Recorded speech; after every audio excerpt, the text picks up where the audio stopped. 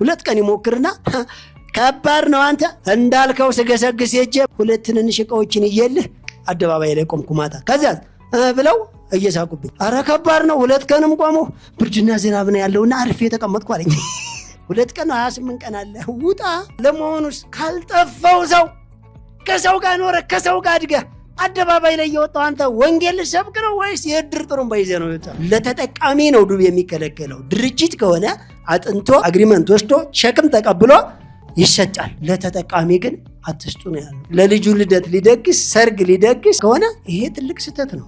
ማለትም ነገ ጥቅም የማያመጣ ነገር ላይ ከሆነ የሰጠው ጌታ መጥቶ ይከፍላል። የሚሊዮነሮች መንገድ እኮ ቢዝነስ ፕላኑን ያስቀመጥ ነው እኛ ወስደን ልንጨምርላችሁ ሳይሆን የናንተ በዚህ እየተጎነተለ በዚህ እየፈሰሰ እዚህ ጋር ያደረ እዚህ ጋር እየዋለ እየተበላሸ እየዛገ ሲቀልድባችሁ የነበረውን ሀብት ልክኛ ራዳር ውስጥ አስገብታችሁ በሳምንት ስልጠናውን አዳመጥ ጌታ አቴንዳንስ በወር ደግሞ የቱ ጋር ደረሰ ራስ አይሰራውን እኮ ነው የምታሳየው። ሲስተሙን አብረን ሁለት እንራመደው እኮ ነው ያለው። ከስድስት ቤተሰብ አንድ ሰው ነው የሚሰራው። እናቱ የቤት እመቤት ነች። ሁለቱ ልጆች ስራ ፈላጊ ናቸው። ሌሎቹ ደግሞ እየተማሩ ነው። አባቴ 34 ዓመት መምህር ሆነ የቀበሌ ቤት ሲፈርስብህ እኮ መቄዶንያ የተገናኘ ነው። ይህን ህይወት ስትኖር ነበረ። አይታችሁ ከሆነ እኛ ሀገር ጸጸት ነው የምናውቀው። የዛን ጊዜ እኔ ስመጣ እኮ ልንገርህ ከዚህ ከእንትና ወንዝ ባዶ እርሻ ነበረ። ሁለት ቀን የቀን ስራ ሰርተን ጀሞ ቆንጆ ቤት ይገዛ ነበር እኮ ነው የምልህ። አሁን ቢላው ሰፈር ይላል። አሁን ሲሉት አሁን ማከበር ነው። ይሄ ነው የኛ ትልቁ ችግር። ይሄ ነው የኛ ቢት አዲስ ሲመጣ 110 ሺህ ብር ይሸጣል የተባለ ሰዓት ዝም ብሎ አንተ ብር እስከሚኖር 110 ሺህ አልጠበቀም። አሁን 1.5 ሆኖ ነው የጠበቀ። ስለዚህ የሚሊዮነሮች መንገድ የቢዝነስ ፕላን የሥራ ጥበብ ስልጠና በ100 ብር ይጀመራል ሲል በነፃ ስልጠና ይሰጣል ሲል አሁን ነው መንቃት ሲል ምናልባት አንተ አሁን ሰበብ ካረከው በላይ ትልቅ ሰበብ ሊመጣ ይችላል። 95 ሺህ ብር ተበድሬ ነበር። አትበደሩ ስትል ቀልብ ሄደ ነበር። ሳልበደር መስራት ብችል ጥሩ ነበር፣ ግን መስራት አልችልም። ይህም ብር ወይ መመለስ አልችል ወይ አልጥለው ነገር። ለምንድነው መመለስ የማትችለው? አላውቅም። መመለስ ከቻልክ መልሰው፣ መመለስ ካልቻልክ በቃ ተቀብለዋል። ያለ አማራጫውን ሸምጥጠ መስራት ነው። ታዳስ አለን ሁሉም ወደ ስራ፣ ሁሉም በነፍስ ወከፍ ወደ ስራ ይሰማራ፣ ወደ ማምረት ይግባ ሀገር እንድትኮራ። አገልግሎት መስጠት አለያም መነገድ ልዩ ተሰጥኦ ነው ለሰው ልጆች ነገድ። የሚሊዮነሮች መንገድ የኢትዮጵያ ኩራት፣ ባለቤቱ በላይ ይናገር በድፍረት። ባለህ ጀምርና ሀብታም ትሆናለህ፣ ሁሉን ትችላለህ የሰው ልጅ እኮ ነህ።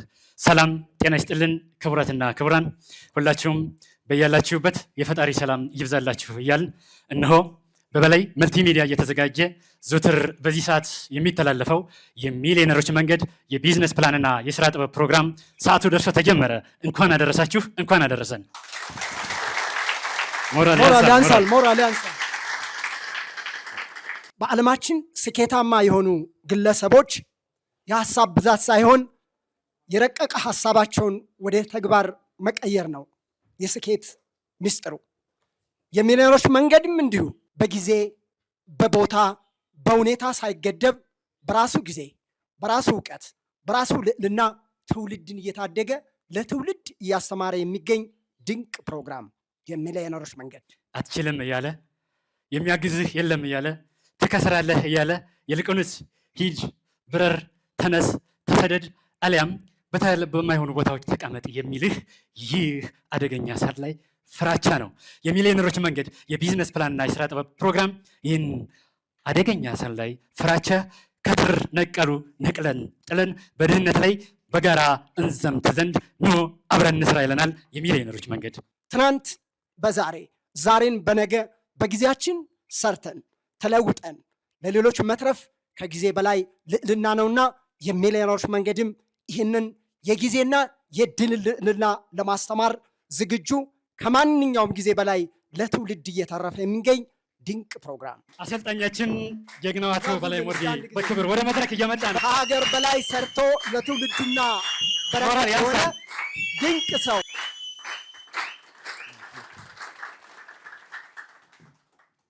ታዲያስ እንዴት አደራችሁ?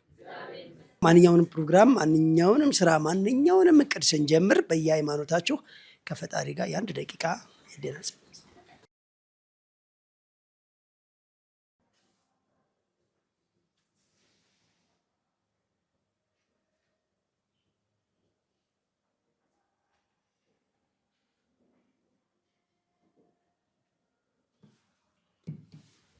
እሺ አረፍ በሉ።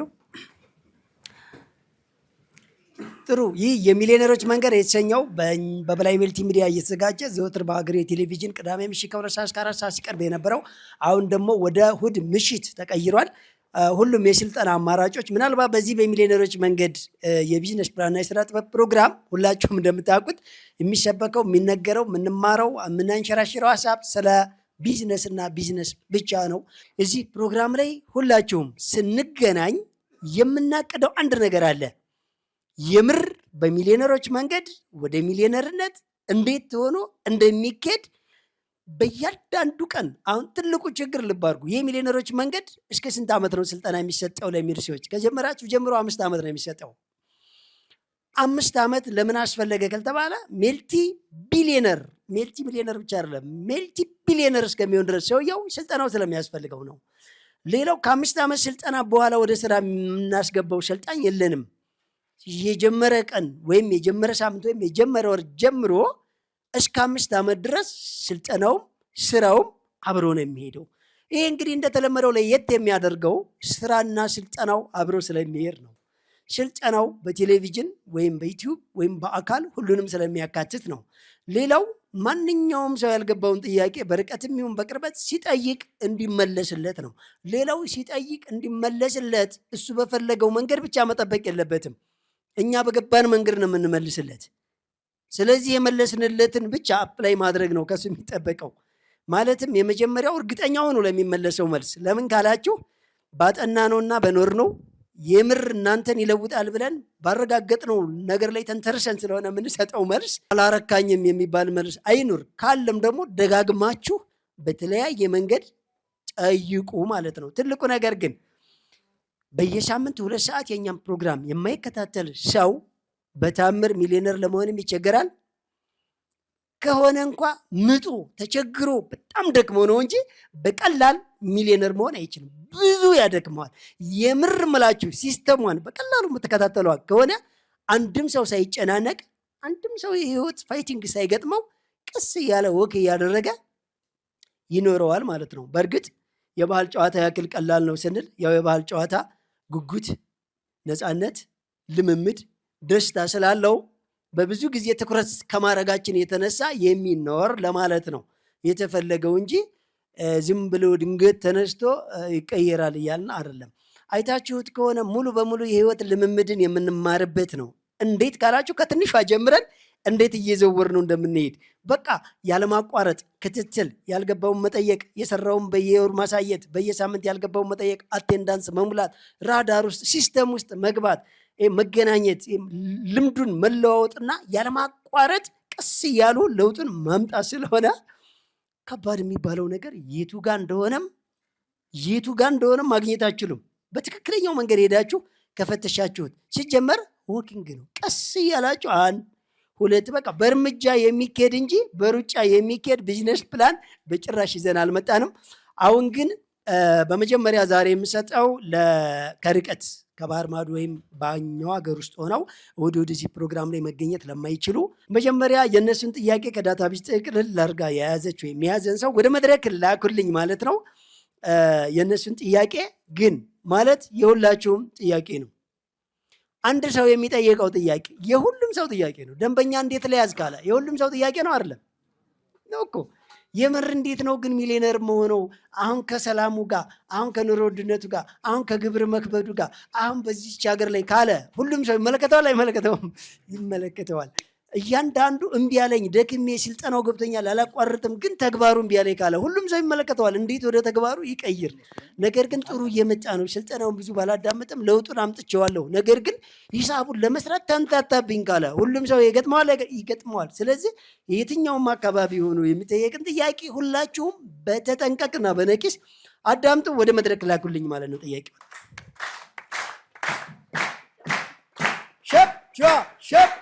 ሞቅ አድርጋችሁ ሳይሆን መቀበል ቻሉበት። ማለትም ነገ ሁላችሁም እዚህ ጋር የሰራችሁትን ልትመሰክሩ ልትጠይቁ ትመጣላችሁና ማለት ነው። ጥያቄ ቁጥር 1 ሰላም አቶ በላይ፣ በመጀመሪያ አላህ እድሜህን ያርዝምልን። አንተን ካገኘሁ ወዲህ የተመሰቃቀለ ኑሮዬ ተስተካከለ። ጥያቄ ሁለተኛ ዙር ተመዝጋቢ ነኝ፣ እያሳካሁም ነው። ግን ደንበኛ ቅናሽ እየፈለገ ወደ ሰንደይ ይሄዳል። እንዴት ነው መቆጣጠር የምንችለው? ምን ላድርግ? በወረፋ ነው የምንሸጠው። የሁላችሁም ጥያቄ ነው። የሁላችሁም ጥያቄ ነው። እናንተ አይሁላችሁ ምንጊዜም ቢሆን ሰዎች የሆነ ቦታ ላይ የተሻለ ቅናሽ አለ ብለው ከሄዱ እናንተ በባለፈም ብለናል የምትወዳደሩት በቅናሽ እንዳይሆን። አትቀንሱ እያልኩ አይደለም። ገበያ ለማልመድ ደንበኛ ለመያዝ ተብሎ የሚቀነስ የስራ ቅየት የለም። አትርፈህ ነው የሚሸጠው። ብቻ የተጋነነ ትርፍ አትሽጥ። ስለዚህ ሰዎች በኳንቲቲ ከበለጡ አንተ በኳሊቲ እኩል መሆን አለብህ። ብለጥ እያልኩ አይደለም። መብለጥ አለመብለጥ የራስህን እቅድ ብቻ አይ። ሰዎችን ለመብለጥ አትሰራም። ነገር ግን ደንበኛ መያዝ፣ ሽያጭ ከሆነ የግድ መሸጥ አለብህ። አገልግሎትም ከሆነ አገልግሎት ሰጥተህ ገቢ ማግኘት አለብህ። ምርትም ከሆነ አምርተህ ዞሮ ዞሮ ለማርኬት ቀራቢ ነው። ኤቭሪቲንግ ማንኛውም ነገር ዞሮ ዞሮ ወደ ገንዘብ መቀየር አለበት። ስለዚህ ያንን ወደ ገንዘብ የሚቀይሩ ደንበኞች ባጭሩ ምን ይባላሉ? ደንበኞች። ስለዚህ ደንበኞችን ለመያዝ የምትጠነቀቁበት ነገር እነገሌጋ ሰንበዲጋ ብለው ካለፉ የእናንተ ወይ በኳንቲቲ ወይ በኳሊቲ ወይ በቅልጥፍና ወይ በሆነ ብራንድ ብቻ ሰዎችን አንድል ማድረግ ወይም በደንብ መመቸት አልቻላችሁምና በደንብ ራሳችሁን ፈትሹ እንጂ ቀጥታ እነሱ በሚነግሯችሁ ብቻ አትሂዱ። አንተ ጋር ውድ ነው ስለተባልክ ዋጋ መቀነስ ላይ እንዳትሮጥ። ዋጋ መቀነስ ላይ ከመሮጥ በፊት እንግዲያው ስገዛ ሰውድዳል ግዢህን ፈትሽ። እንግዲያው አገላለጽህ ያንተ ዕቃ በውድ መሸጥ እንዳለበት አልነገርካቸውም፣ እሱም ሞክር። እንግዲያው ያንተ ዕቃ አቀማመጥና አትራክሽኑና የቦታው ንጽህና አልማረካቸውም፣ እሱን በደንብ ሞክር እንጂ ተወደደ ሲሉ ሮጠ ዋጋ መቀነስ ከሆነ አላመሸም በጊዜ ገባህብን ሲሉ ሌሊቱ 6 ሰዓት ድረስ የምታድር ከሆነ ሲጀመር ቢዝነስማን በደንበኞቹ ጋይዲንግ አይሄድም። ደንበኞቹ የሚሰጡትን ቃል ለግብአት ተጠቅሞ ያስተካክለዋል እንጂ ደንበኞቹ አድርግ ያሉትን አያደርግም። ይችን እንዳረሱ ደንበኛ አድርግ ያላችሁን እንዳታደርጉ። ይሰማላ? የትም ቦታ ቢሆን ደንበኛ አድርግ ያላችሁን እንዳታደርጉ። እኔ ብዙ ጊዜ የምናገረው ቃል ይሄን ነው። ደንበኛ ሀሳብ ሰብስቡ። ኢንዳይሬክት ነው መልሱ ብያቸዋለሁ። ስለዚህ ለደንበኛ የምትሰጡት መልስ እሱ ያልታየው ሌላ ጎደሎ እንዳለ አስተካክላችሁ አሁን ስትሉት አንዳንድ ደንበኛ አይታችሁ ከሆነ መርጣችሁ ስለሰጣችሁት ብቻ እኩል እኮ ነው እቃው 50 ግራም ሁሉንም ዕቃ አድርጉና መርጣችሁ ስለሰጣችሁት ብቻ ተቀብሎ ይሄዳል። መልሶት ነበር እኮ ሰጣችሁት አነሰኝ አለ ከመሃል አወጣችሁ ብትሰጡት ይዞ ይሄዳል። ስለዚህ የእናንተ የማስተናገድ ብቃት እንጂ እቃው ራሱ ነው። ምንም የተቀየረ ነገር የለም። ልክ ነው ሁሉም ያው ነው ብለን ከምንከራከር መልሰን በቃ ይሄ ነበር እሱ የጎደለው ማለት ነው። ይሄ ነበር እንጂ ከሌላ ቦታ ሄደ አምጣ አይደለም እያለ ያለው። እንደደረስክ አነሳኸው ደንበኛ እኮ ነኝ ምነው አልተጨነቅልኝ ማለት ይሄ አልማተርክም እያለ እኮ ነው ማለት በቃ ይሁን አይተ ነገር ይሄ ላንተ ቆንጆ ነው ብለ ያ እኮ ነው ያ ነበር የጎደለው እንጂ ግን እሱን ጥለ ሌላ ብታመጣ ምከሽር ከሆነ ያዋጣማ እንዴ 7 መስጠት እያለብህ 10 አድርግ ስላለ ብሰጠው ነገ ደግሞ አታምነኝም ወይ እኔ ነኝ መሳቢያው ብር ምከተው አይነን ጨፍና የሚል እንዴ አታምነኝም ወይ ነው የሚል አይባልም። ስለዚህ የምትመልሱበት መንገድ እናንተ የራሱ የሆነ የኔ እኮ እንትን ስለሆነ ነው የሚባለው ማብራሪያ ሰው በደንብ ፈትሹ። ጥያቄ ቁጥር 2 95,000 ብር ተበድሬ ነበር። አትበደሩ ስትል ቀልቤ ደነበረ። ሳልበደር መስራት ብችል ጥሩ ነበር፣ ግን መስራት አልችልም። ያለመነሻ ብር በ100 ብር መጀመር እንደሚቻል ነግረህን ግን ተበድሬዋለሁ። የት ላድርገው? ይህም ብር ወይ መመለስ አልችል ወይ አልጥለው ነገር ወንድም እባክህ ንገረኝ፣ መፍትሄው ምንድን ነው? መጣሉ ቀልድ ነው እንዳትጥለው እባክህን። መጣሉ ቀልድ ነው።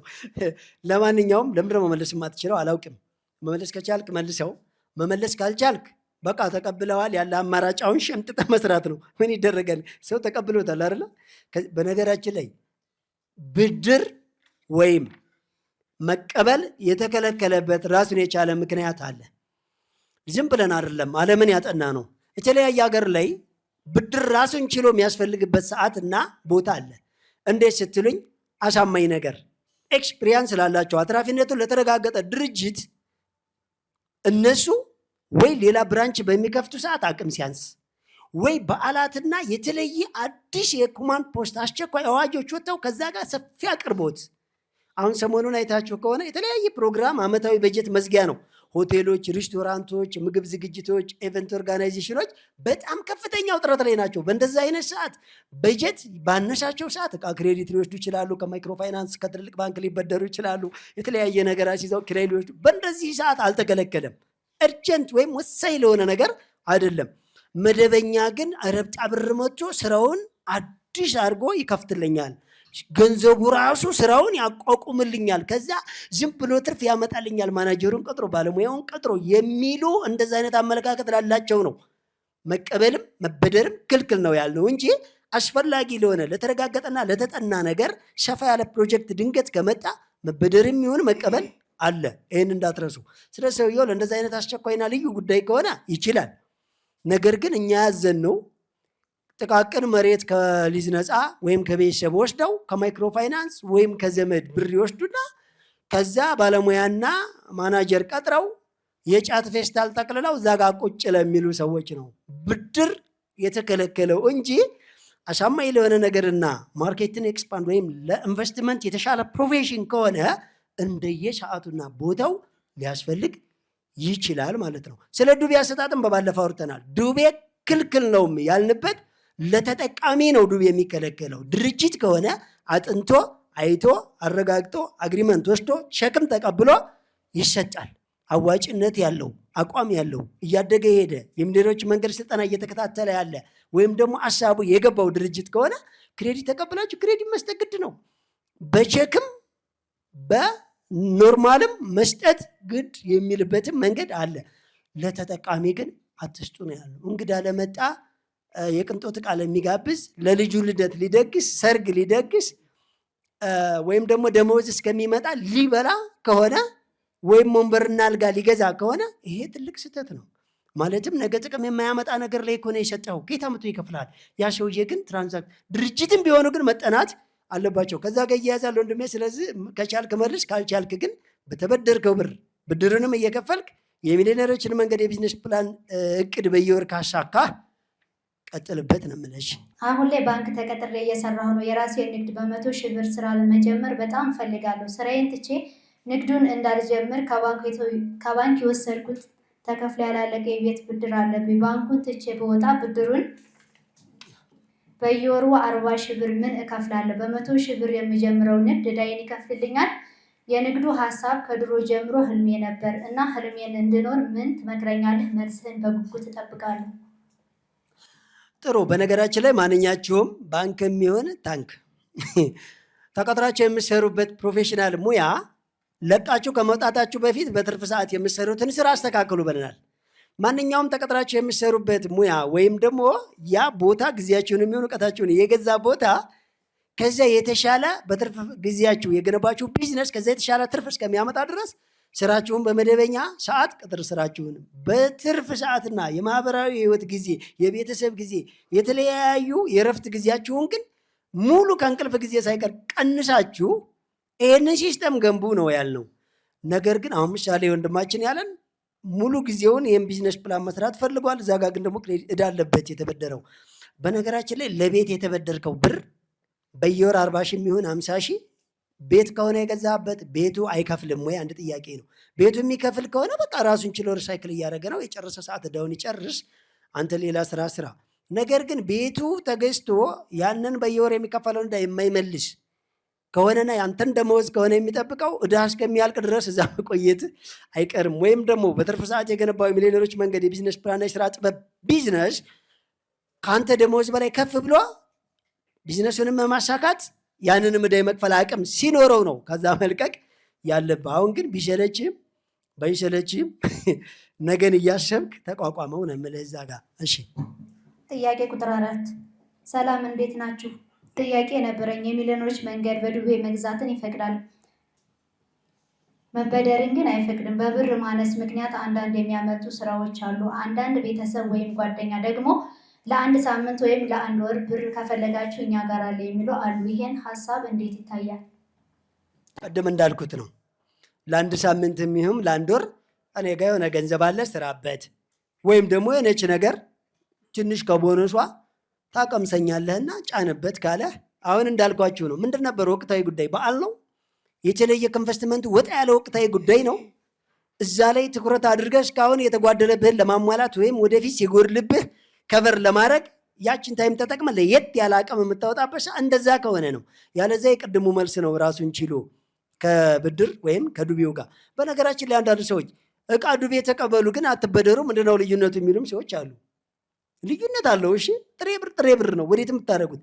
እቃ ግን እቃ ነው፣ እንድሸጥ ነው፣ እንድታተርፍበት ነው። ስለዚህ እቃው ሲሸጥ ወደ ገንዘብ ተቀየረ አይደለም ወይ? ዞሮ ዞሮ ለምትሉ ሰዎች እቃ እኮ እስከሚሸጥ ቁጭ አትሉም አይደል እንዴ? በየቀን የምትጠየቁትን እቃ እኮ ለማቅረብ አያችሁ፣ ያ ገንዘብ ሙሉ በሙሉ ተሸጦ ጥሬ ብር እስከሚሆን እኮ አትጠብቁም። በየቀን ምን ይመጣላችኋል? እቃ ይመጣላችኋል። አገልግሎት ቻርጅ እያደረጋችሁ እየጨመራችሁ ነው፣ ቫልዩ አድ እያደረጋችሁ ነው የምትሄዱት እና መቼም ወደ ጥሬ ገንዘብ አይቀየርም። ቶሎ ቶሎ ወደ እቃ ነው የሚቀየረው። ምሳሌ አንድ ነጋዴ ወይም አገልግሎት ሰጪ ዛሬ ውሎውን 10 ሺህ ወይም 100 ሺህ ወይም የሆነ ገንዘቦችን ወደ ገንዘብ ቀይሮ ቢውል አገልግሎት ነው የሽያጭ ወይ አገልግሎት የሆነ ነገር ሆኖ ምንድነው የሚያደርገው? ቶሎ ሌላ ነገር ይጨምርበታል። በቀን ውስጥ ቶሎ ነው የሚጨምርበት። ስለ ጥሬ ብር እጁ ላይ ሊኖር አይችልም።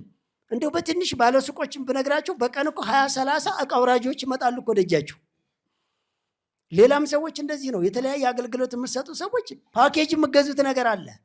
ምሳሌ ፎቶኮፒ ቤት ቀለም ይገዛል፣ የተለያዩ ወረቀቶችን ይገዛል፣ ጥገና ያደርጋል። እንደዛ ነው። ሽያጭ ብቻ አይደለም። የህግ አማካሪዎችስ ሌላ ከስራ አገልግሎት የሚሰጣቸው ሰው ሰነዶችን ለማዘጋጀት ኤሌክትሮኒክስ ሊኖራቸው ይችላል። የሆነ እሱን ያዘጋጁበታል በየጊዜው። ሽያጭ ብቻ አይደለም። አርብቶ አደሮችም ቢሆኑ እንደዛ ነው። አርሶ አደርም ቢሆን እንደዛ ነው። ስለዚህ ጥሬ ብር ከሰጠህ ግን ወደ አገልግሎት ከመግባቱ በፊት አንተ ወደ ፈለግከው ልቀይረው ትችላለህ። አስቸጋሪ ነው። ሰላም አቶ በላይ፣ እኔ የምሰራው የእንቁላል ዶሮ ነው። እናም ትርፉን እዛው ዶሮ በየጊዜው በመጨመር ነው ያልከው።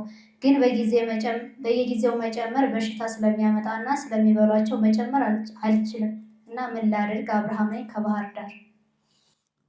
በጣም ጥሩ። ይሄ ለዶሮ ብቻ አይደለም፣ እጽዋትም ይሆናል፣ ትልልቅ የቀንድ ከብት እንስሳቶችም ይሆናሉ። ዶሮ ብቻ አይደለም። አዳዲስ ከውጭ መጥተው ሲጨመሩ የሆነ ኮንታሚኔሽን ይዘው ይመጣሉ፣ የሆነ ብክለት፣ የሆነ በሽታ። ስለዚህ ከተቻለ በባለሙያ ደህንነታቸው ተጠንቶ መታጠብ ካለባቸው ታጥበው መከተብ ካለባቸው ተከትበው ለብቻቸው ለተወሰነ ቀን መለያ ቦታዎች ላይ ቆይተው እርግጠኛነታቸው ጤናማነታቸው ሲረጋገጥ ነው መግባት ያለበት ማለት ነው። አንደኛው። ያለዛ ግን ሪሳይክሉን መቃወም አትችሉም። ይሄ ሰው ያውን ያለ እንቁላል ዶሮ ነው የሚሰራው። በየጊዜው ከሚሸጠው ላይ አዳዲስ ጨምሯል እንዲበዙ ለመጨመር እንግዲህ ወይ ይነክሷቸዋል ወይ በሽታ ይዛ ትመጣለች አይደል ያለው።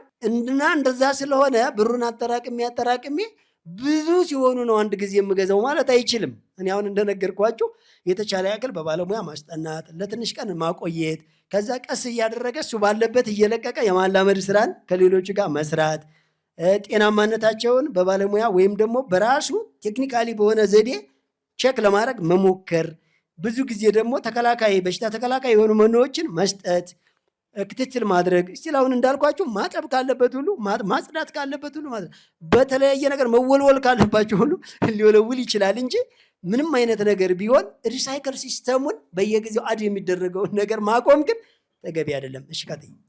ጥያቄ ቁጥር 6 እኔ 3ኛ ዙር ሰልጣኝ ነኝ። ኮዴ ስርኤም 1473 ነው። እኔ ቤተክርስቲያን እየሰራሁ የአካል ጉዳት ደርሶብኝ በሁለት ክራንች እየተንቀሳቀስኩ ነው። ሆኖም የስራ ሞራሌ አሁንም 100% ነው። በተለይ የእናንተን ሀሳብ ካገኘው ወዲህ የዳንኩ ያክል ይሰማኛል። ሰው ማለት ከአንገት በላይ ነው አላልክም? ስራም እየሰራሁ ነው። ነገር ግን እንደ ልብ የፈለጉት ቦታ ደርሼ ለመመለስ ለአካል ጉዳተኛ የሚሆን ባጃጅ ፈልጌ ማግኘት አልቻልኩም። ወይም ኖርማሏን ባጃጅ ፍሬኗን ወደ እጅ የሚቀይሩትን እንድታገናኘኝ አደራ እላለሁ። ሌሎችም ለአካል ጉዳተኛ የሚሆን ደግሞ ዝናብ፣ ፀሐይ አይከላከሉም። ስለ ትብብራችሁ በቅድሚያ አመሰግናለሁ። ስልኬ 0913 24 96 24 ወይም 0968 51 44 43። አድራሻ አለው? አድራሻ የለውም። ጥሩ። በእርግጠኝነት አሁን ያለው ቴክኖሎጂ ይሄን ለማሻሻል ከባድ ነው ብዬ አላስብም። ብዙ ማኑዋል መኪናዎችን ወደ አውቶማቲክ የሚቀይሩ ሞዲፋይ ሀገራችን ላይ እነ ማሜ ጋራዥን ጨምሮ እኛ ፕሮግራም ላይ ማስታወቂያ የምንሰራላቸው በነገራችን ላይ የገንዘብ ስፖንሰሮች አይደሉም። የተለያየ አካል ጉዳተኛ የሆኑ ሰዎችን ስለሚሰሩልን እንደገና የእኛን የድርጅትን ተሽከርካሪ ነፃ ስለሚሰሩልን ነው። በነገራችን ላይ እኛ ፕሮግራም ላይ የሚተዋወቁ ድርጅቶች ሁሉም ክፍያ ነፃ ናቸው። አንዱ በላይ አትክልትና አስቤዛ ነው። ለዚህ ድርጅት ትልቅ ስፖንሰር ነው። ሁለተኛ ነፃነት አትክልትና አስቤዛ ነው። በበላይ መልቲሚዲያ አጋርና የበላይ አትክልትና አስቤዛ ውስጥ ለ4 ዓመት አገልግሎ የተከፈተ ኩባንያ ነው። ሌላው ትዕግስት ዶክተር ትዕግስት አጠቃላይ ሕክምና ክሊኒክ ነው። በዚህ በእኛ ድርጅት ቋሚ ሰራተኞችን ነፃ ሕክምና 24 ሰዓት አገልግሎት ስለሚሰጥ ነው።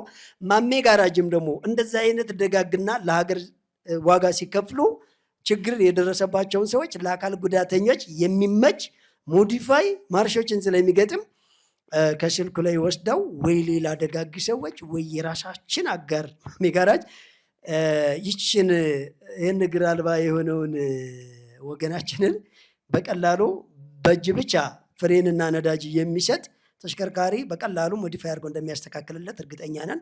ግን ለእንደዚህ አይነት ጽኑ ሰዎች ሁልጊዜ የደረሰባቸውን ችግር ሳያስቡ መፍትሄ ለሚፈልጉ እስኪ አንድ ጊዜ ሞራል ስጧቸው፣ ይገባቸዋል።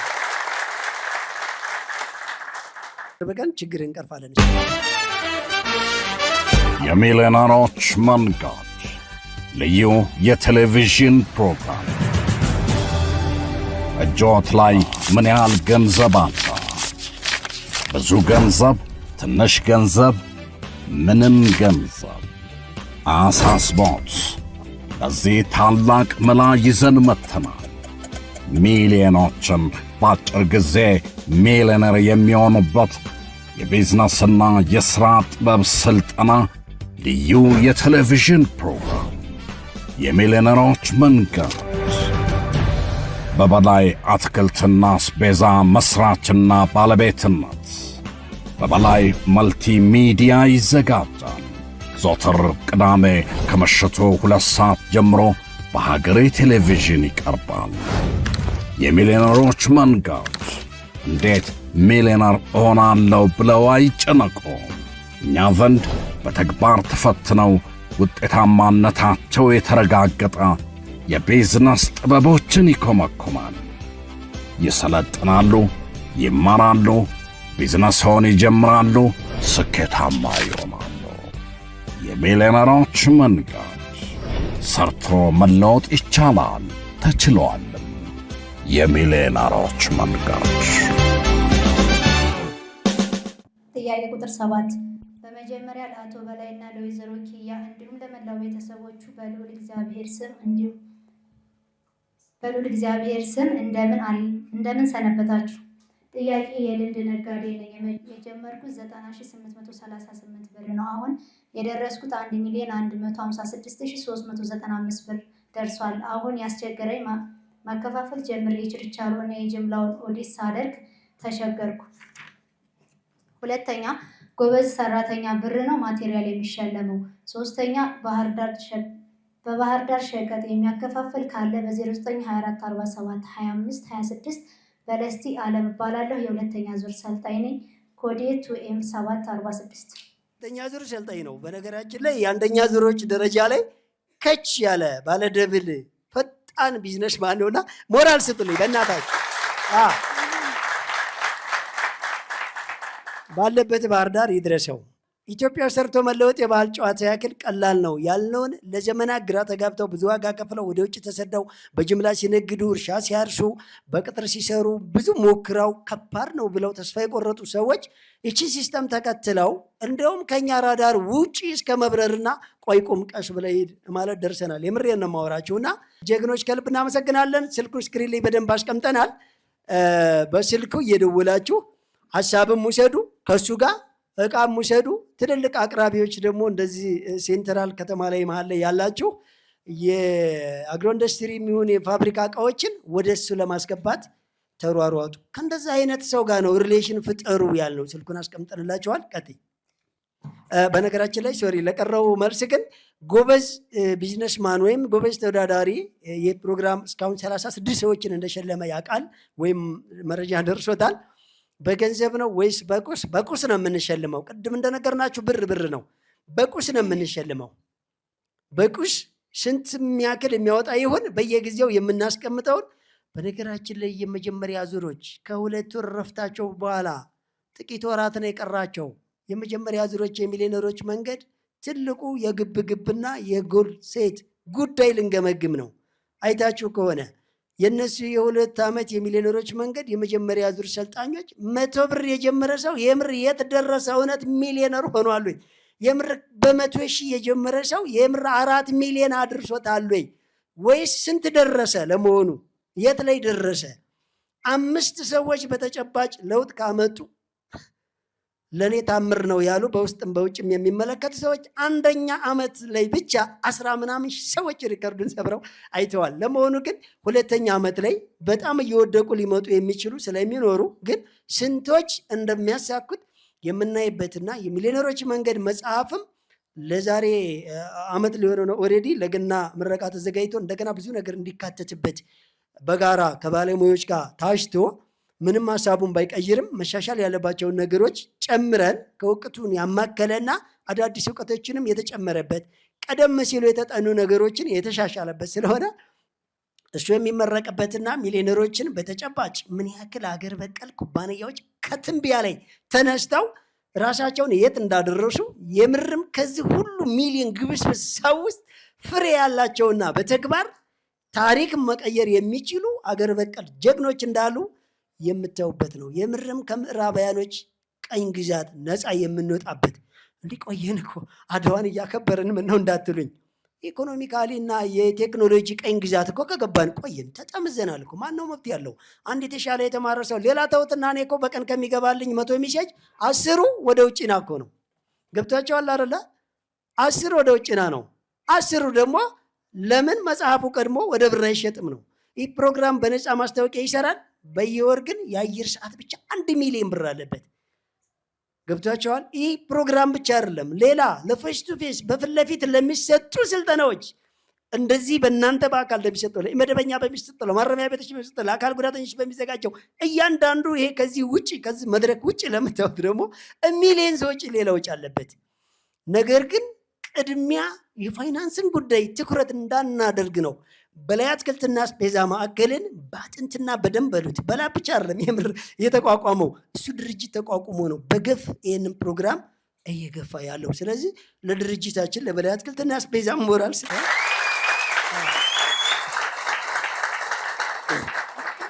ጥሩ።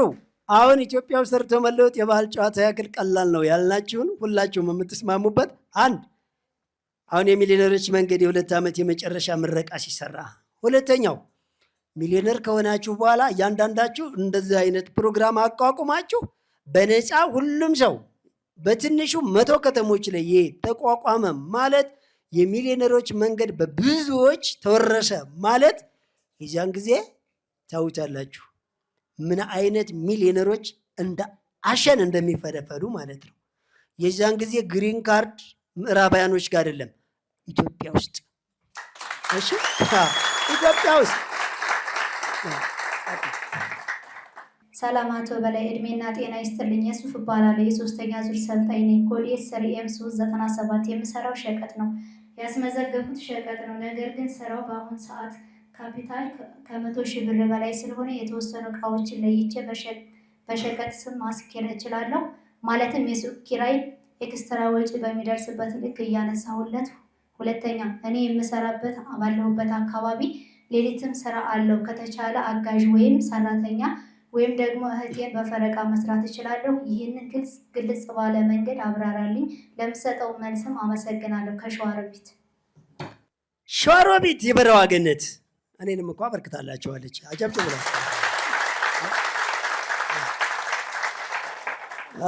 በነገራችን ላይ የብዙዎቻችሁ ጥያቄ ነው፣ አዳምጣችሁታል። በተለይ የመርካቶ ነጋዴዎችና እንደ መርካቶ አይነት ትልልቅ ከተሞች ላይ ያላችሁ ትልልቅ ቢዝነስን እያንቀሳቀሳችሁ ያላችሁ በቁቡም በብድሩም በምናምኑም በክሬዲቱም ድብልቅልቅ ውስብስብ እያለ ግማሹ ለእንትና ግማሹ ለዘመድ ግማሹ ለተቀጣሪ ግማሹ የጠፋ ግማሹ ያለ ሂሳብ ለመስራት ግራ የተጋባችሁ ወይም ደግሞ ረጅም ጊዜ ተጠግርራችሁ ከትንሽ ጊዜ ትርፍ ውጭ አሁን እናንተ ብታቆሙ ራሱ ስራው ሊያቆም የሚንገዳገድ ቢዝነስ ያላችሁ ይሄ በጣም ይመለከታችኋል። ይህ ጎበዝ ጠያቂ ያለው ሰፋ ያለ ቢዝነስ አለው።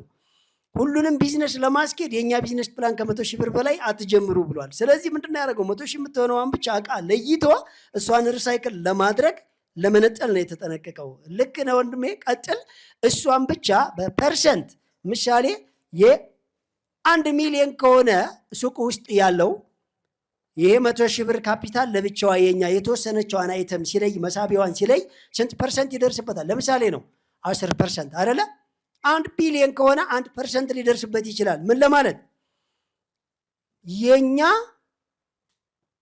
የቢዝነስ ፕላኗ የራሷን ሰርቪስ ቻርጅ ለማድረግ ግልጽ ሆኖላችኋል።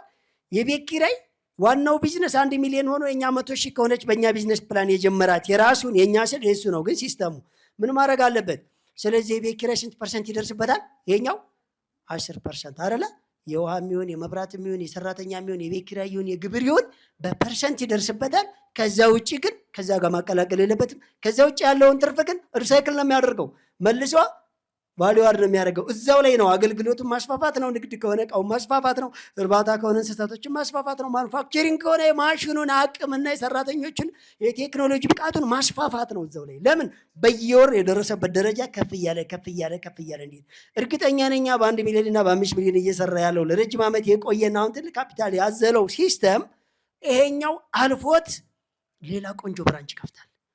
እየደረደራቸው ይሄዳል ነው የምልህ ትልልቆቹን። ስለዚህ በዚህ አይነት ስታንዳርድ አስቀጥለው ወንድሜ።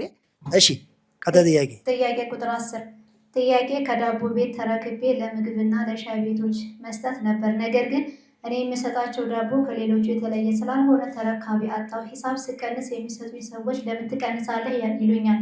ሌሎች አስረካቢዎች ደግሞ ለደንበኞች በቅናሽ እየሰጠህ አላሰራ አልከን እያሉ ይህ ገጥሞኛል። ምን ላድርግ? ወይ በእናንተ በኩል ቀለል ያለ የሚከራይ የዳቦ መጋገሪያ ካለ አገናኝ። ኮዴ ስርኤም 1433 ጎንደር፣ ስልኬ 0907873636 ስለምሰጠኝ መልስም ሁሉ እድሜና ጤና ይስጥልኝ።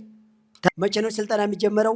እያንዳንዱ መንገድ ላይ ያለንን የገጠመንን ነገር መመለስና ሀሳቡን አንሸራሽሮ ሶሉሽኑን መፍጠር ስልጠና ነው አይደለም? ወደ ስልጠና ውስጥ ነው ያለ ነው። በነገራችን ላይ ለመሆኑ ግን ከጓደኛችን ከጠያቂያችን ቅድም ከሰማችሁት አንጻር ለምንድን ነው የተለየው? ዳቦ የተለየ ነው አልገባኝም። ትንሽ ነው ወይስ አይጥምም ወይስ ከለር የለውም?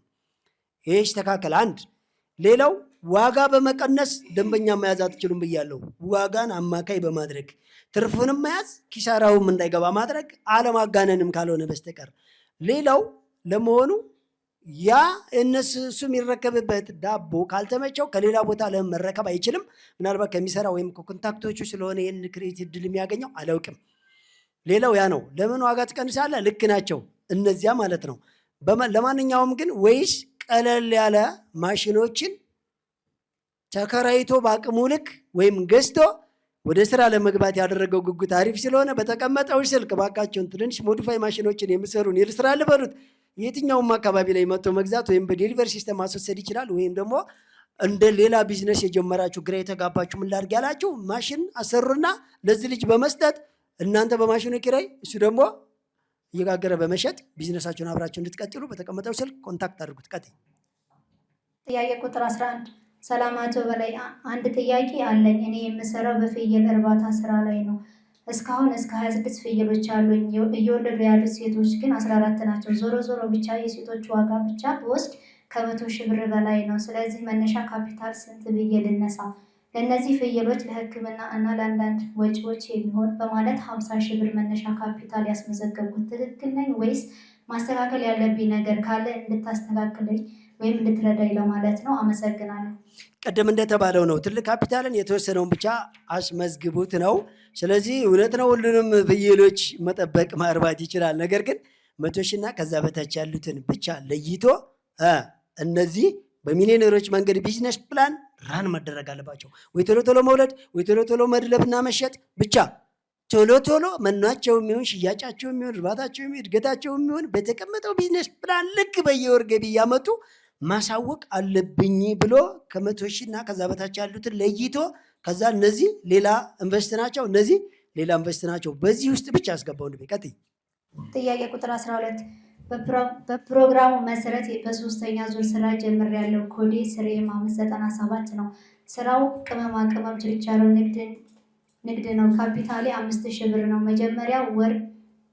የመጀመሪያ ወር ግብ አሳክቻለሁ። ጋሽ በላይ ብዙ ነገሮች መስመር አስይዘህልኛል፣ አመሰግናለሁ። ጥያቄ ያለኝ እርዳኝ።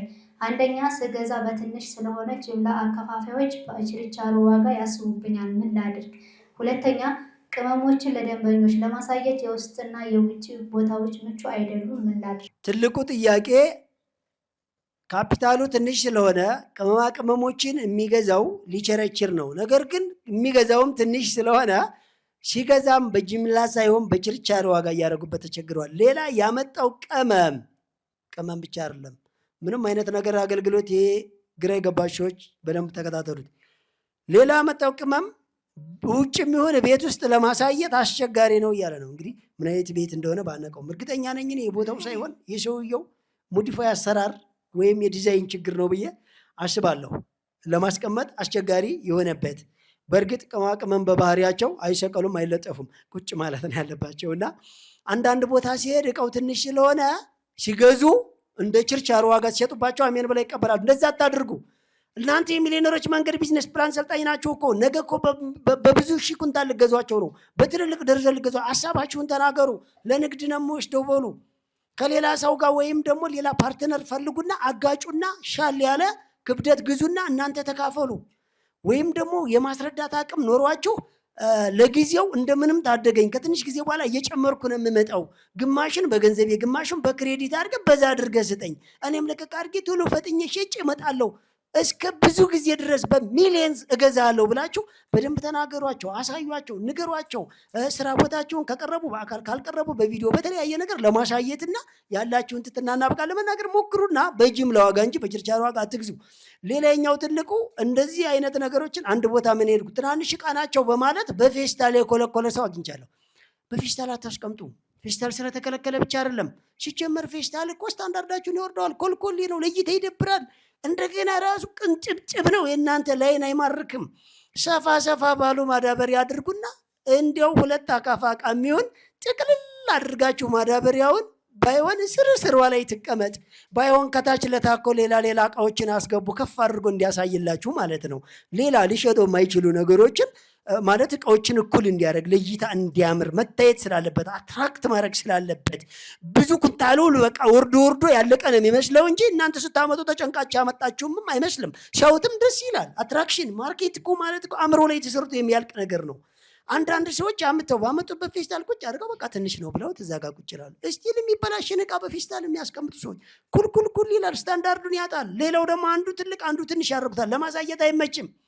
ትልቅ ዕቃ ካመጣ አንድ መኮረኒ 5 ኪሎ ቢሆን ረጅም ነው። አንድ ቅመም ደግሞ ከዛ 10 ዋጋ ጥፍ ይዛ አጭር አድርጋ አታስቀምጥ። መኮረኒውን ቀነስ ያድርግና ውድ ዕቃ ላይ ከታች ያስገባና ከዛስ ባይሆን ከመሬት ሌላ ነገሮችን ተጠቀሙ። ከዛ ግን እኩል እንዲሆኑ ሌላ ተረፈና ብዙ ያላችሁን ዕቃ ቀንሳችሁ ከታች በማስገባት ሁሉም ዕቃዎች እኩል እንዲታዩ አድርጉ። ስክሪን ላይ የኛን ማርኬት ብዙ ጊዜ ለማየት ሞክሩ። ማርኬትን የማሳመር ሲስተም ማለት ነው። ቀጥይ። ጥያቄ ቁጥር 13 ባለህበት ሰላምህ ብዝት ይበልልኝ። እረ ምንድን ነው በላይ ፈዘናል እኮ እኛ ቤተክርስት የምንከታተለው ሰዎች አንድ ነገር በለን። 10 የመተዳደሪያ ደንቦች መቼ ነው የምታሳውቀን? 10 የመተዳደሪያ ደንቦች ከአሁን በፊት ሃይላይቶችን አውርተናል። ይህ 10 የመተዳደሪያ ደንብ ለሚሊዮነሮች መንገድ ሰልጣኝ ሳይሆን የሚሊዮነሮች መንገድ ቅጥር ስራ የሚጠቀሙበት ህግና ደንብ ነው። የመጀመሪያ ዙሮች ከሆናችሁ መቅጠር ደረጃ ላይ ስለደረሳችሁ፣ በእርግጥ ሁለተኛ ዙሮችም እንደዛው ናቸው።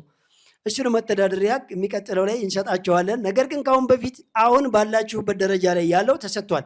ሌላ የሚሊዮነሮች መንገድ የቢዝነስ ፕላንና የስራ ጥበብ ስልጠና ለመውሰድ 10 የሚሊዮነሮች 10 መተዳደሪያ ህጎች አያስፈልጉትም።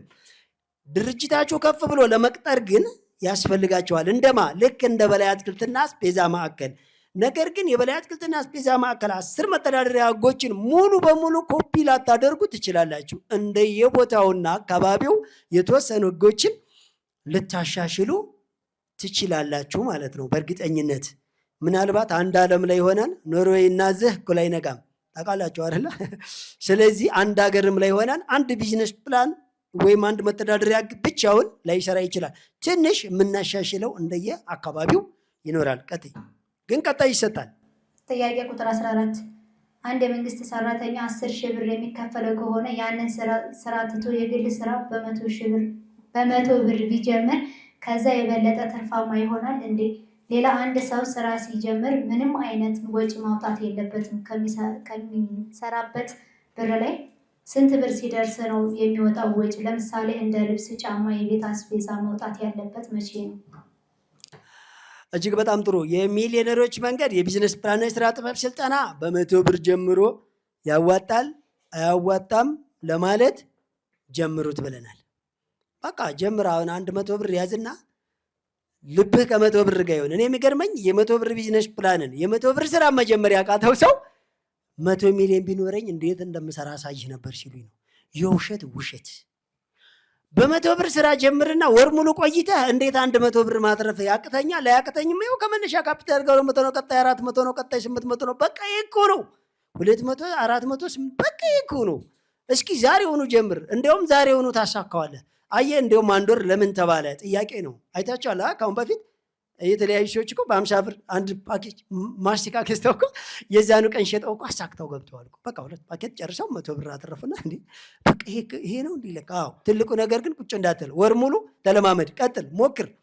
ብዙ ነቀፌታ ይገጥማል። ብዙ ዝቅ ማለት ይጠይቃል። ምን አለ አረ ምን የሌለ ነገር አለ እንደ 100 ብር ቁርስ አይገዛም። ከቁርስ በታች ጉዳይ የለም እንዴ? በጣም ብዙ ጉዳይ ያለው እኮ። ታዲያ ትንሹ ነገር መፈለግ እኮ ብቃት ማለት ቢሞሪ ማለት እኮ ነው። የረሳነው ነገር ነው ሀብታችን እንጂ ያለን ነገር እኛ አስታወስ ነው አይደለም። ያለዛማ መቼ እንሰደድ ነበር ወንድሜ ጋሽ። ለማንኛውም ግን በወር 100 ብር አትርፈ ከዛ 200 አድርግ የምትለኝ ከካፒታሉ ጋር አይነሳለትም ወይ? ወጪ ጠይቋል አይደለ? ማለቴ ስንት ብር ሲደርስ ነው ከወጪው ላይ ከራሱ ላይ ወጪ ማውጣት የሚቻለው? ስንት ብርም ይሁን አንተ ብቻ ግን ለኔ በቃኛል የምትለው ደረጃ ላይ ከደረሰ በኋላ አንሳ። ለምሳሌ ልንገራችሁ፣ በ100 ብር ሙሉ ስራ ሙሉ ጊዜ ትርፍ ሰዓት ነው ብለናል። በ100 ብር የሚሰራ ሙሉ ጊዜ መስራት አልችልም ወይ? ካፒታሌ 100 ብር ነው ግን ሙሉ ጊዜ ነው መስራት እንፈልገው ላላችሁ ይቻላል። ነገር ግን በወር 100 ብር የምታተርፈው ከወጪ ቀሪ ላይ ይሆን። እንግዲያው በቀን 100 ብር አትርፍ። ከዛስ በቃ የቀረውን ተጠቀመው ለተለያየ ጉዳይ። የአንዷን ቀን 100 ብር ግን እንዳነካ። ሙሉ ጊዜህን ከሆነ በቀን 100 ብር ማትረፍ ሲምፕል እኮ ነው። ከዛ እሷን አስቀምጥና 29ኙን ቀን የሰራውን ተጠቀምበት። ግልጽ ነው አይደለ? እንደዚህ እኮ ነው ማስኬዱ ማለት ነው። ቀጥሽ። ታዲያስ ውድ አርአያችንና መምህራችን ላደረግክልን ነገር ሁሉ እናመሰግናለን። አንድ ደንበኛና አንድ ዕቃ የተባለው እንዴት ነው በሰፊው ቢብራራ። ሁለተኛ ስራ ስንሰራ በየወሩ ማሳካት ያለብን የተቀመጠው አለ። በወር ውስጥ ደግሞ ከተቀመጠው በላይ ካተረፍን ከግባችን በላይ የመጣውን ትርፍ ስራው ላይ ነው የምንጨምረው ወይስ ለብቻው ነው የምናስቀምጠው? የሶስተኛ ዙር ሰልጣኝ ነኝ። ኮዴ ስርኤም 798 ነው። ሙባረክ ነኝ ከሐዋሳ። አመሰግናለሁ። ጥሩ። ለማንኛውም የብዙዎቻችሁም ጥያቄ ይሆናል ከቢዝነስ ፕላኑ ውጪ የሚመጣን ትርፍ ምሳሌ በዚህ ወር 50 ሺህ ነው ማትረፍ ያለብህ ብሎ ቢዝነስ ፕላን አቅጣጫው ሲያሳይ የወር ሳይክል ሲስተም አጀስት የተደረገለት 100 ሺህ ወይም 60 ሺህ ብታተርፉ ከዛ በላይ ያለውን እንደ ጋራንት ለብቻው ሴቭ አድርጉት ብለናል። ወይም አንቀሳቅሰዋለሁ ካላችሁ የግድ በቂ ጊዜና በቂ እውቀት ካላችሁ ብቻ ትርፍ እያላችሁ ጎን ለጎን አንቀሳቅሱት። ኦቨር ከሆነ 50% የማጠፍ አቅም 100% ካለው ግን በደብል ሄዱ። በሽንግል ስትሄዱ በ2 ዓመት 4 ሚሊዮን ነው የሚደርሰው። በደብል ስትሄዱ 10 ሚሊዮን ፕላስ ደብል 40 ሚሊዮን 80 ሚሊዮን ድረስ የሚሄድበት እድል ስላለ ያንን ሲስተም ተጠቀሙ። ቀጥይ። ጥያቄ ቁጥር 16 እና የመጨረሻው ሰላም ብዝት ይበል። ለእኛ ስኬት የምትደክም አባት ነህ። ፈጣሪ የልፋትህን ዋጋ ይክፈልህ። አንድ ጥያቄ አለኝ።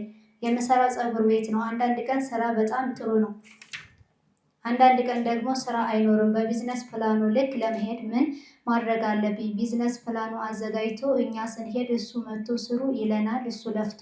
እንወድሃለን፣ በርታልን አባታችን። እሺ፣ አንድ ጊዜ ጨርስሻላ። ወደ መጣችበት አንድ ጊዜ በሞራል በቃ አድርጋችሁ መልሱልን ማለት ነው። ወደ መጨረሻ መልስ ይነግራችኋለሁ። በአፍሪካ የመጀመሪያ የሆነውን የሚሊዮነሮች መንገድ የቢዝነስ ፕላንና የሥራ ጥበብ ሥልጠናን አዘጋጅቶ ያለምንም ክፍያ በነፃ ለህብረተሰቡ በማደል ፋና ወጊና አብሪ ኮከብ ነን። ታዲያ የዚህ ሁሉ የልህቀት ሥልጠናዎች ሙሉ ወጪያቸው በበላይ አትክልትና አስቤዛ ማዕከል ይሸፍናል። አስደማሚ ነው። እርሶም ከበላይ አስቤዛና አትክልት ሲሸምቱ በአገልግሎታችን ይደሰታሉ። በሀገራችን የቢዝነስ ስልጣኔ ላይ አሻራውን ያትማሉ። በአንድ ጠጠር ሁለት ወፍ ይሏል። ይህ ነው በላይ አትክልትና አስቤዛ ቁጥር 1 ካራ ኮተቤ መድኃኔዓለም መግቢያ 60 ሜትር ገባ ብሎ፣ ቁጥር 2 በእድሳት ላይ ነው። ቁጥር 3 ወደ ኮተቤ ገብርኤል በሚወስደው አዲሱ አስፓልት ላይ፣ ቁጥር 4 ወሰን ወደ ራእይ ጤና ጣቢያ መግቢያ ከዋናው አስፓልት 30 ሜትር ገባ ብሎ፣ ቁጥር 5 ፊጋ መስቀለኛ ወደ መገናኛ ታክሲ መያዣው ጋር ከ500 በላይ የእርሻና የፋብሪካ ምርቶችን በአንድ ቦታ በተመጣጣኝ ዋጋ ይሸምቱ፣ ይንበሽበሹ። በ0911 9924 11 ሃሎ ይበሉ። በላይ አስቤዛ ማዕከል የጊዜውና የኢኮኖሚው ብቸኛ ጋር በላይ አስቤዛ ማዕከል። በጥናት በሥራ በምርት በንግዱ ሀብትና ትረፍርፈው ስኬት ጋር ሲሄዱ ጤና ካልቀደመ ከንቱ ነው መንገዱ። ዶክተር ትዕግስት አጠቃላይ የሕክምና ክሊኒክ የምንሰጣቸው አገልግሎቶች አጠቃላይ የአዋቂና የሕፃናት ሕክምና፣ የማኅፀን ሕክምናና የግርዛት አገልግሎት፣ የቆዳና የአባለዘር ሕክምና፣ መለስተኛ የቀዶ ጥገና አገልግሎት፣ የዓይንና የጆሮ ሕክምና፣ የኩላሊት፣ የኮሌስትሮል፣ የጉበት ኤንዛይምና የቫይታሚን ዲ ሕክምና፣ የሆርሞን፣ የጨጓራ፣ የእንቅርት የሚጥል በሽታ ሕክምናን በጥራት ይሰጣል። ዶክተር ትዕግስት አጠቃላይ የሕክምና ክሊኒክ አደረጃጀታችን ልዩና ከፍ ያለ ነው። የተሟላ ላቦራቶሪ፣ ዘመናዊ አልትራሳውንድ፣ ኬሚስትሪ፣ የልብ ኢሲጂ፣ ሲቢሲ ሁሉን አሟልተን ከእውቅና ስመጥር ባለሙያዎች ጋር እንጠብቀዎታለን። በተጨማሪም ለመንጃ ፈቃድ ሙሉ የጤና ምርመራ፣ ዓመታዊ የተሟላ አጠቃላይ የጤና ምርመራን በልዩ ሁኔታ እንሰጣለን። አድራሻችን ሰሚት 72 ቴሌና ንግድ ባንክ ያለበት ኤፍኤ ግሩፕ ሕንፃ ግራውንድ ላይ በ0947 820000 በ0911 67 33 65 ላይ ሃሎ ይበሉን። ዶክተር ትዕግስት አጠቃላይ የሕክምና ክሊኒክ ለጤናው የሚመርጡት።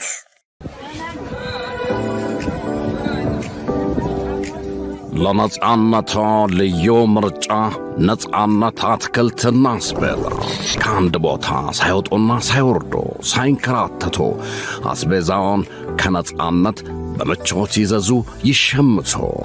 ፍራፍሬና ጥራጥሬ፣ ፍሬሽ አትክልቶች፣ ቅመማ ቅመሞች፣ የፋብሪካ ምርቶች፣ የንጽሕና መጠበቂያና የባልትና ውጤቶች፣ የእንስሳት ተዋጽኦና የዳቦ ምርቶች ሁሉንም ከአንድ ቦታ ከነጻነት አስቤዛ እንደ ትእዛዞ ዴሊቨሪን ጨምሮ ልዩና ፈጣን አገልግሎት እንሰጣለን። ይምጡ። ቁጥር 1 ካራ አርሴማ ሰፈር፣ ቁጥር 2 ጎሮ አደባባይ ወደ ሰፈራ መሄጃ፣ ቁጥር 3 ከፔፕሲ ወደ አያት በሚወስደው መንገድ ሰሚት 72 ፕላዛ ግራውንድ ላይ። ለበለጠ መረጃ በ0939 115529 ሃሎ ይበሉን። ነጻነት አስቤዛ ይመርጡናል። ለመሆኑ እናንተ ጋር የለም አንዳንድ ቀን ቆንጆ ሥራ፣ አንዳንድ ቀን ጥፍት፣ አንዳንድ ወር ላይ ቆንጆ ወቅቱ ሲሆን አንዳንድ ወር ደግሞ ጸጥ ይላል። 2-3 ብራንች ካላችሁ ራሱ አንደኛው ጋር ቆንጆ ሲሆን አንደኛው አካባቢ ላይ የተመታ ይህም ባላንስ እናንተ ናችሁ። በነገራችን ላይ አንድ ነገር ልበላችሁ፣ ቢዝነስማን ወቅትና ቦታ ቀን ቢዝነሱን ዝግዛግ አያስኬድበትም። ያለው ብቃት እኮ ነው የምላችሁ፣ ያለው ብቃት። አንድ ጠማማ እንጨትን ውሰዱ ቁረጡትና፣ ታዲያ ልማት እንዳታጠፉ መቆረጥ ካለበት ቦታ ቁረጡትና ያን ጠማማ እንጨት 2 ጠማማ እንጨቶችን ቁረጡና አንዱን ዝም ብላችሁ አስቀምጡት እንደተፈጠረ። ተፈጥሮን ምን ያክል የሰው ልጅ በሚፈልገው መንገድ መጠቀም እንደምንችልና ዝም ብሎ በተቀመጠበት ከሆነ ምን ያክል እንደሚያስቸግረን ለሰው ልጅ የተሰጠው ብቃትና እውቀት ምን ያክል በትንሽ ነገር መማር ከፈለጋችሁ 2ቱን እንጨቶች ቁረጡ፣ አንዱን እንደመጣ አስቀምጡት፣ አንደኛውን ግን ቀጥ ማረጊያ ቦታ ላይ ያስገቡና ቀጥ አድርጋችሁ ሳይደርቅ አርቁት ነው የሚባለው። አርቁትና ቀጥ ካለ ነገር ጋር በፕላስተር ወይም በሌላ ተጠምጣሚ ነገር ጥምጥም አድርጉና ቀጥ አድርጋችሁ ቀጥ ካለ ነገር ጋር አቆዩት እስከሚደርቅ። ሳምንት ሊሆን ይችላል፣ 1 ወር ሊሆን ይችላል። ከዛ ይሄኛው በምትፈልጉት ልክ መጠንና አቅጣጫ ሙሉ በሙሉ 90 ዲግሪ ነው የሚሆነው። ያኛውን ደግሞ እውት ከዚህ ስታዩ ያኛውን ይስታል፣ ከዚህ ስትሞክሩ ወደዚህ ይሄዳል። ማለትም እንደተቀመጠ ነው። የናንተ ዕውቀት፣ የናንተ ጥበብ፣ የናንተ ጊዜ፣ የናንተ አእምሮ እዛ ላይ አስተዋጽኦ የለውም። መጣ እንደተፈጠረ ቁጭ አለ። አሁን እኮ እንደተፈጠረን እኮ ነው ቁጭ አልነው። ደንበኛ አያያዝንም ይሁን አገልግሎት አሰጣጥን፣ አሻሻጥን፣ አገዛዝን፣ አመራረትን፣ አስተዳደግን፣ ዴቨሎፕመንት ሲስተምን እኮ አልተጠቀምንም። እስኪ አርሶ አደሩ ነውት ቁጭ ብሏል። ምን ነው ስትሉት ዝናብ እኮ ገና ነው።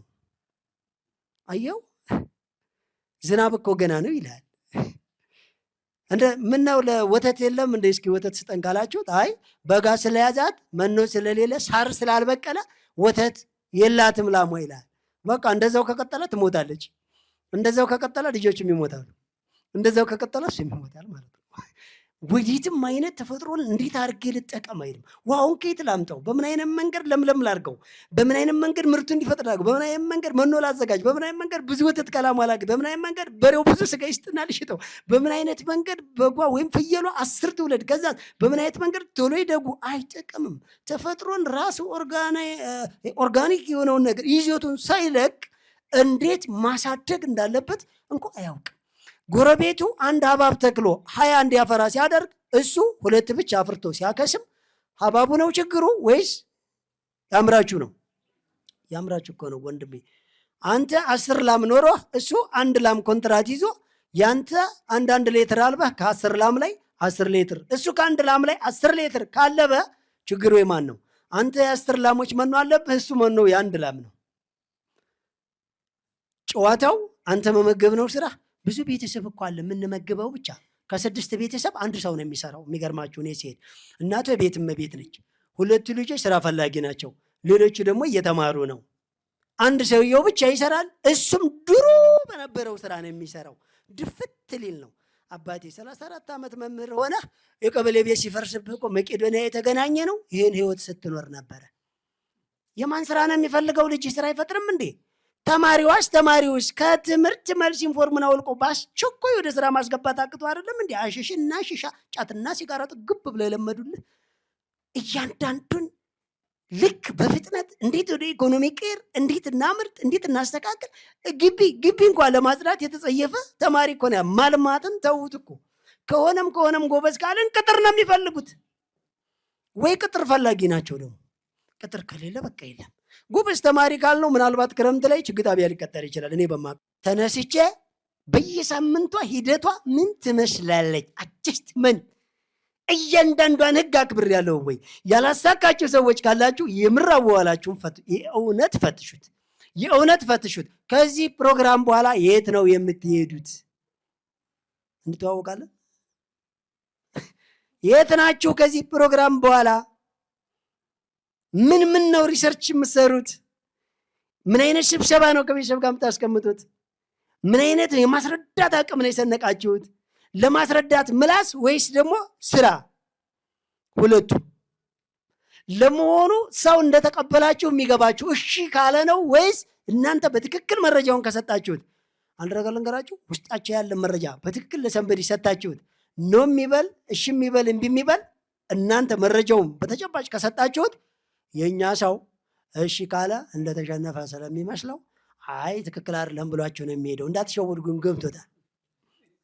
ቀጥል፣ ነገም ቀጥል። ሌላ ቅድም ምንድነው ያልኳችሁ? የተጣመመ እንጨትን ቀጥ ካለ አቅም ካለው ነገር ጋር ለሳምንት ወይም ለ1 ወር እስከሚደርቅ ድረስ ሰሩት ነው ያልኳችሁ ወይስ ለኩና ተውት ነው ያልኳችሁ? አንዳንድ ሰው ለካ አድርጎ የሚተዋለ 2 ቀን ይሞክርና ከባድ ነው አንተ ምን እንደው ልንገርህ አቶ በላይ እንዳልከው ስገሰግስ ሄጄ በ100 ብር 2 ትንንሽ ዕቃዎችን እየልህ አደባባይ ላይ ቆምኩ ማታ። ከዚያ ብለው እየሳቁብኝ ትገዛለህ ወይ ብለው እያለፉኝ ወንድሜ ስለው ወንድሜን ፈልጌ ታውቃለህ እያለኝ ሁሉም ጥርቅ። ሴቶችን እናቱ ስላት ኧረ እባክህ ጭንጀራ ለከፋ መሆኑ ነው እያሉኝ ሌሎችን ለወራ ስሞክር ስልካቸውን ጠበቅ አድርገው መንገዱን አስፍተው እያለፉኝ። ኧረ ከባድ ነው። 2 ቀንም ቆመው ብርድና ዝናብ ነው ያለውና አርፌ የተቀመጥኩ አለኝ። ብዙ አሉ እንደዚህ የሚል ያንዱ ግን ለየት ያለብኝ ወንድሜ ስንት ቀን መታ በወር ስንት ነው አሳካ የተባለው 100 ብር ገና 29 ቀን አለ 2 ቀን ነው 28 ቀን አለ ውጣ ለመሆኑስ ካልጠፋው ሰው ከሰው ጋር ኖረ ከሰው ጋር አድገህ አደባባይ ላይ የወጣው አንተ ወንጌል ሰብክ ነው ወይስ የድር ጥሩምባ ይዘህ ነው የወጣው? አንተ እኮ አንድ ሰው ከገዛህ እኮ አሳክተሃል።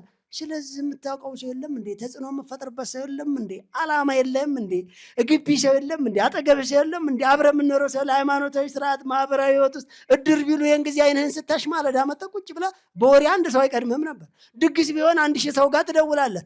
ከዚህ ሁሉ ኮንታክት የለም እንዴ? ቢዝነስ እንደጀመርክ ቀስ አድርገህ አታወራም እንዴ?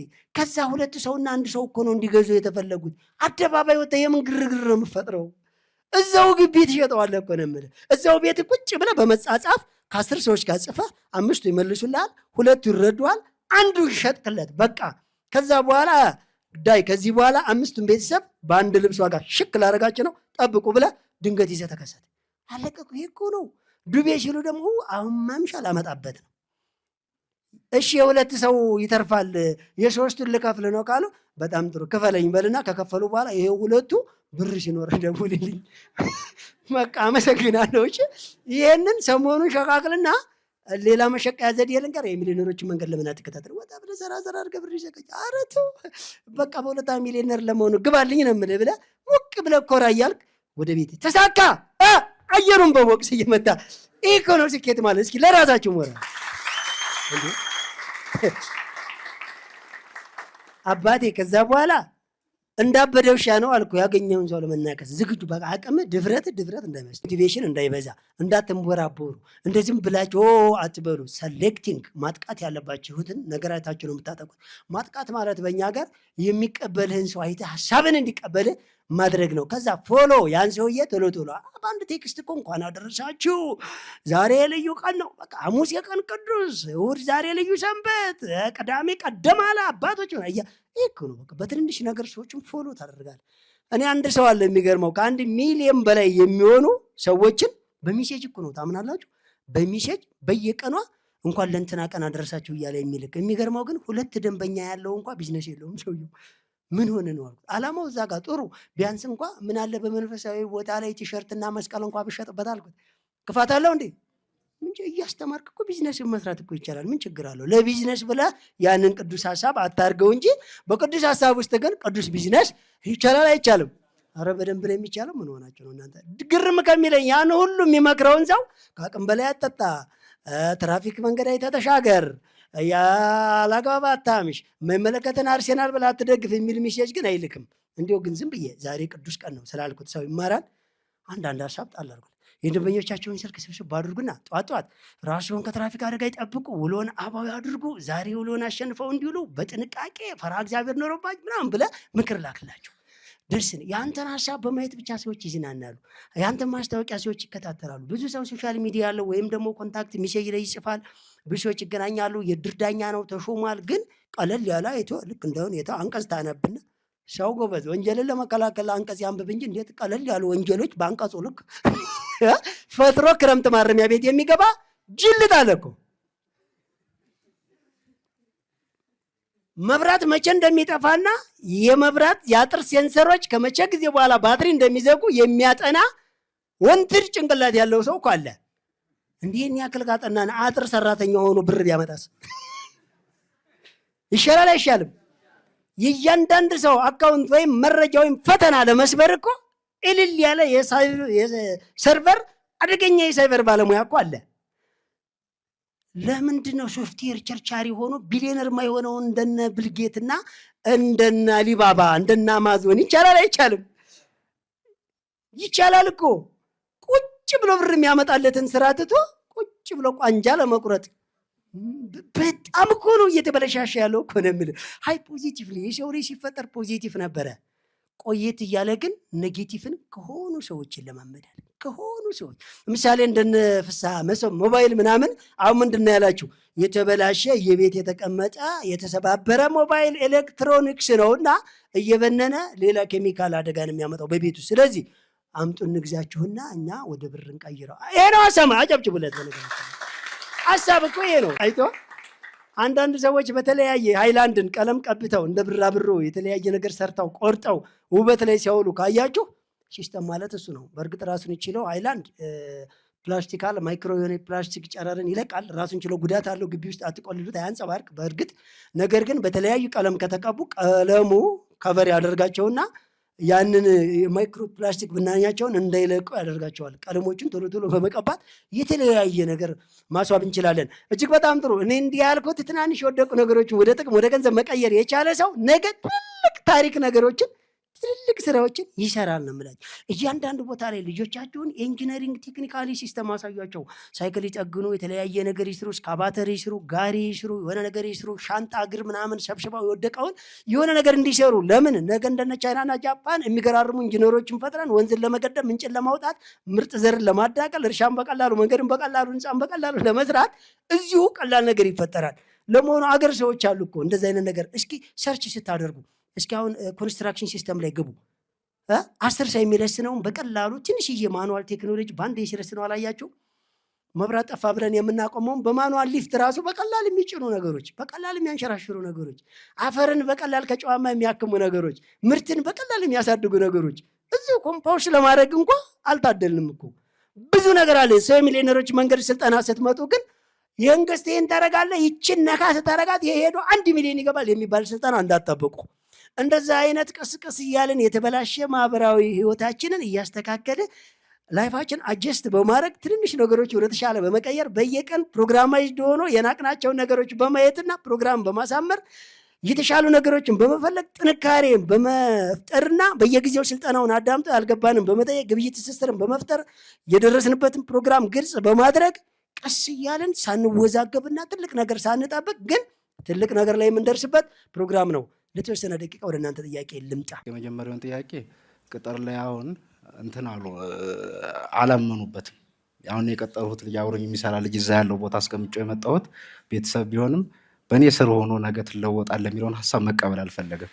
ራሱ እዛ የቢዝነስ ቦታ ስለሆነ በሚያገኛት ነገር ራሱ በራሱ መንገድ እየሰራ መሄድ ነው የሚፈልገው። የቀጠርከው ሰው ነው ያላመነበት ቤተሰብ ነው። እኔ ጋር በእኔ ስር ሆኖ ብሩ ተጠራቅሞልህ እንዴት ወስደዋለህ ብለው አላመንም። ስንተኛ ዙር ሰልጣኝ ነህ? 2ኛ ዙር። ኦኬ። አሁን መቅጠር ደረጃ ላይ ደርሰህ ሰራተኛ ቀጠርክ። እሺ፣ ያ ሰራተኛ ይህን 10 መተዳደሪያ የሚመስሉ ህጎችን ወይም ራሳቸውን ለመቀበል ፈቃደኛ አልሆነም፣ አላመነበትም። ስለዚህ ማስበው አሁን እያሰቡለት ያለ እዛ ነው ያለው። እኔ እዚህ መጥቻለሁ መርካቶ። እሱ በኮሚሽን ነው ማስፈልት በሰራው ልክ ይሰራል።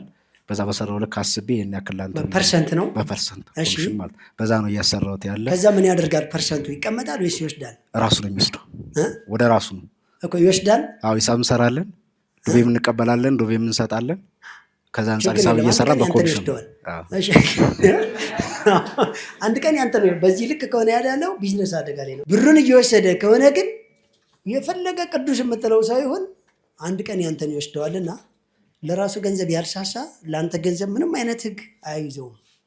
ስለዚህ እየወሰደ እያጠፋ ይሁን እያለማ ይሁን ስለማታውቅ አንተ ላይ ብዙ ጊዜ እየደከመ የእሱ ገንዘብ ካላደገ ትኩረቱን ወደ አንተ ማድረጉ አይቀርም። ማያንሻ ጋር ሄዶ ነው መሪጌታ ጋር ነው የሚልህ በኋላ የእሱ የበዛው። እሱ ግን እያጠፋ እኮ ነው፣ ያንተ ደግሞ እየጠበቀው ነው። ያንተን እድገት ሰርተህ ነው አይልም፣ የሆነ ነገር ስላለው ነው እንጂ ነው የሚልህ።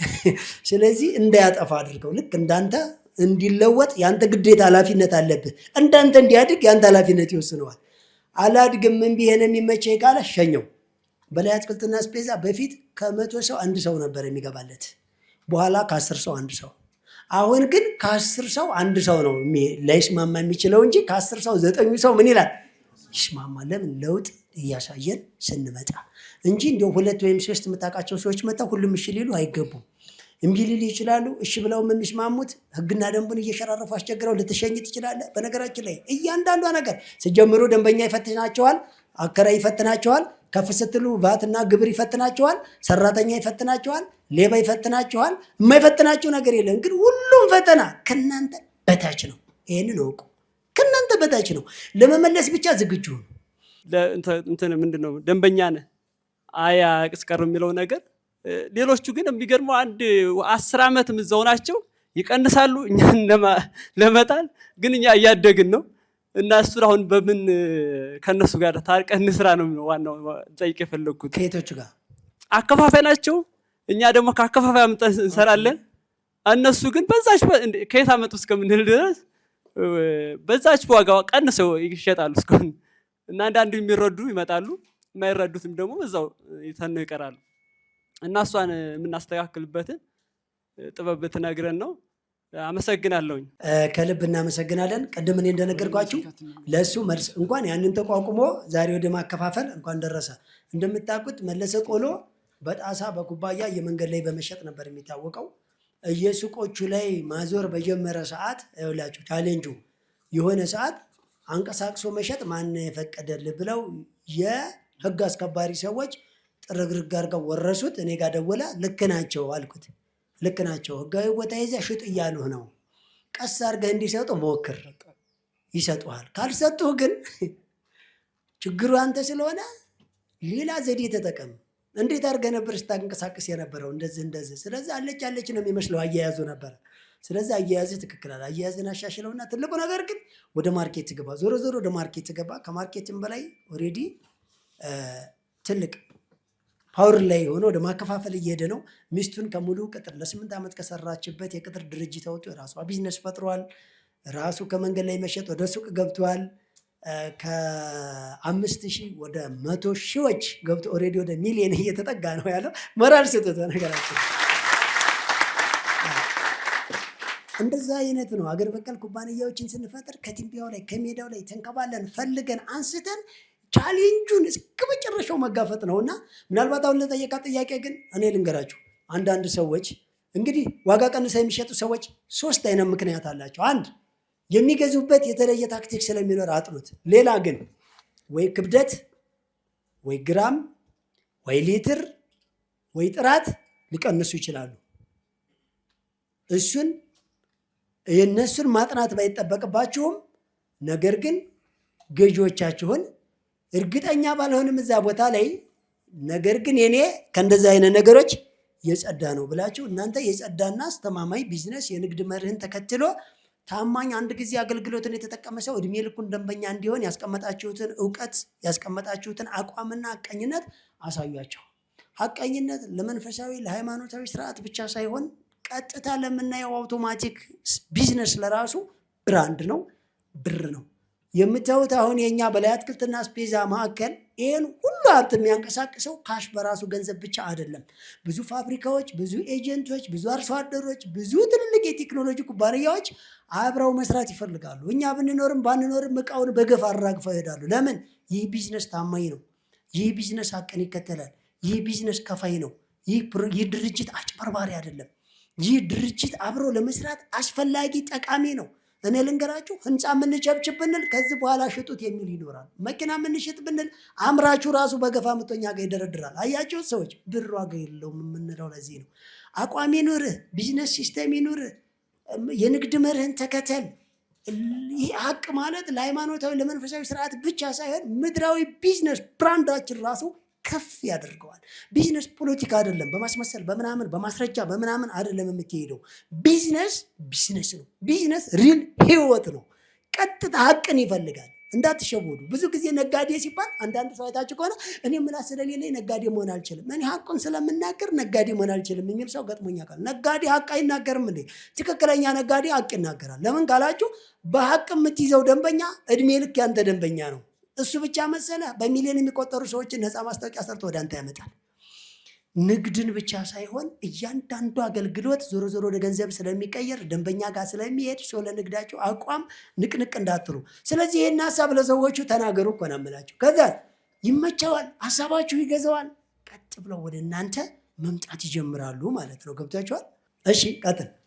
እሺ ታዲያስ እኔ የምሰራው የአገልግሎት ስራ ነው። የካሜራና የቀረጻ ስራ ነው የምሰራው እና በነበሩት 3 ሳምንታት ምንም አይነት ስራ መስራት አልቻልኩም ነበር እና ትላንትና ነው ስራ መስራት የቻልኩትና የተቀመጠውን ግብ አሳክቻለሁ። በእጥፍ ነው ያሳካሁት። ግን የነበሩት 3 ሳምንታት ይከብዱ ነበር። ስራ ለመስራት ኢሞሽናል በጣም ጫና ያመጣል እና እሱን ቀናቶች እንዴት ነው ማለፍ የምንችለው?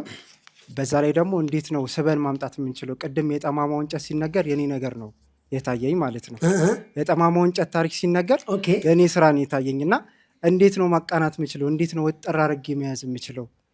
እና በተጨማሪ ደግሞ የቀረጻና ማስታወቂያ ስራ ማሰራት የምትፈልጉ በ0946 93 53 77 መደወል ትችላላችሁ። ኮዴ ድገመው ስልኩን 0946 93 53 77 ኮዴ 3M 1371 ነው። አመሰግናለሁ። እጅግ በጣም ጥሩ። በነገራችን ላይ ይሄ ልጅ ሞክሮ አልሳካ ሲለው እስኪ እንዲያው ምናልባት የችን ቃል ብቻ መልስ ብሎ ሮብ ቀን ወረፋ ጠብቆ እኔ ቤት መጣ ማለት ነው። ሮብ በጣም ቻሌንጅ የሆነባቸውን ሰዎች ለግማሽ ደቂቃ ስለማማክር ማለት ነው፣ በየተራ ለተወሰኑ ደቂቃዎች። ስለዚህ ምንድነው ያልኩት፣ ምናልባት የተለየ ቻሌንጅ ሰጥቸው ነበር። ያችን አሳክቶ ስራውን ሰርቶ መጥቷል። አድንቁት። በነገራችን ላይ ቀጥል። ቻሌንጅን እንዳትቋቋም፣ ፈተናህን ለማሸነፍ ብቃት ይኖር። ፍጥነትህ፣ ዋጋህ፣ ተደራሽነትህ፣ የምታሳየው ነገር ሁሉ በየቀን አቋም ላይ ከወንክ መስመሩን አትስተው። ምንምልህ በጭራሽ ሰው ለሱ የሰጡት አለ ለሁላችሁም ቢሆን። ነገር ግን አላሳካሁትም የሚባል ነገር ካለ እመኑኝ አልተሳካም እንዳትሉ። አላሳካሁትም። ማን ያላሳካው? እኛ። እሱ አይደለም ያልተሳካው። ካሳካቸውስ ተሳክቷል አይደለም? አሳክቼዋለሁ። ማነው አሳኪው? እኛ። ካልተሳካም አንተ ነህ ያላሳካው፣ ካሳካሁም አንተ ነህ ያሳካው። ሰው ለማንኛውም ግን ቅድም ከነገርኳችሁ ውስጥ እንዳትረሱ፣ ከዚህ በላይ እውቀት፣ ከዚህ በላይ አቅም፣ ከዚህ በላይ ገንዘብ እያላችሁ ነገር ግን ቁጭ ብሎ መማርን የመረጣችሁ እጅግ በጣም ጎበዞችና ትሁቶች፣ ለሁላችሁም አንድ ጊዜ ሞራል እስኪ ለራሳችሁ። ለዚህ ወዶ ፈቅዶ ለዚህ ቁም ነገር ፕሮግራም ቁጭ ብለን እንድንማማር ሀሳብ እንድናንሸራሸር ለፈቀደልን ፈጣሪ በየሃይማኖታችሁ የ1 ደቂቃ ኮኔክት ከሱ ርቆ ማሳካት ከባድ ስለሆነ